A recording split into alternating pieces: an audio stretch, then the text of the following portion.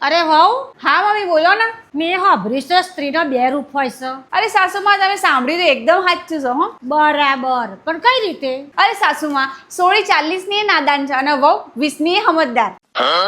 અને જો સોળીના ઘેરથી આયા તો મહેમાન આયા અને વહુના ઘેરથી આયા તો શેતાન આયા. અને જો જમે સોળીની વાત માની લે તો હા કેટલો જમે હારો છે મારો. અને આ જ વાત જો છોકરો વહુની વાત માની લે તો હા જોડું કા ગુલામ.